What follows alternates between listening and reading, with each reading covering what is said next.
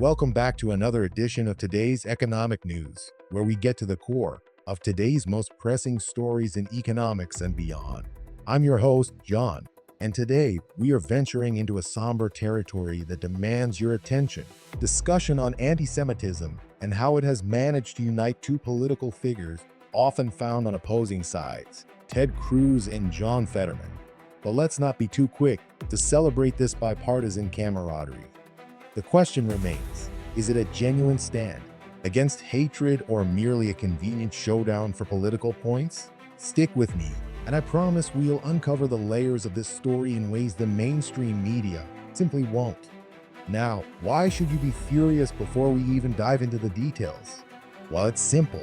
Despite decades of purported efforts to curb anti-Semitism and protect our minority communities, we are still witnessing horrific events like the Bondi Beach mass shooting.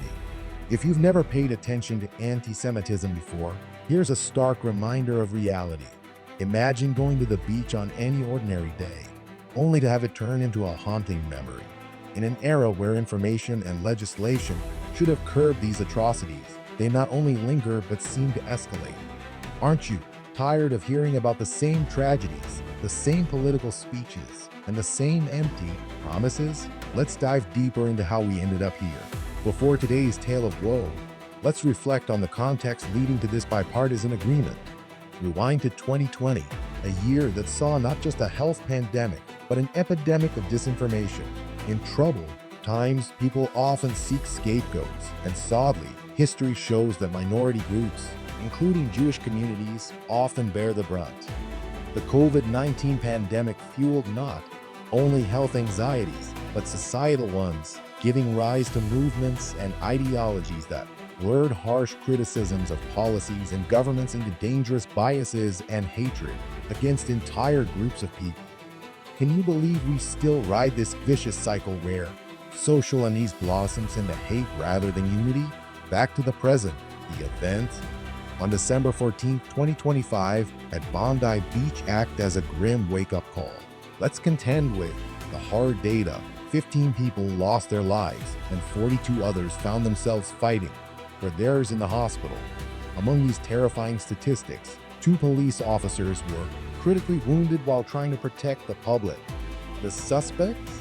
A father-son duo, with the father perished during the ordeal and the son facing the consequences of their actions in a hospital bed. Now translate that. Each of these numbers is a human life, each a story cut short or irrevocably altered. And then ask yourself, what has been done in response? What change has manifested from all these losses? Too often, the dialogue ends with a speech and begins anew at another tragedy. In the swirl of this data, politicians voice their concerns. Ted Cruz commends John Fetterman for his bravery in confronting anti-Semitism within his party, paying a price not often seen in politics. It sounds noble, right? Yet, in Fetterman's defense, when hatred is spreading like wildfire, isn't it an obligation, and not just courage, to call it out, especially when it hides within your own ranks? And as Cruz himself paints the scene at Bondi Beach as a spread of evil, are these just words meant to soothe the public, or a genuine rallying cry for change? Are they ensuring policies meet the playground rhetoric, or do they think we are easily pacified by nice words? Let us embrace our libertarian angle and see how these events carve the trajectory. Firstly, take note of how the culture of political correctness and identity politics diverts our gaze from critical economic challenges like inflation that bite into the very pockets of those already marginalized.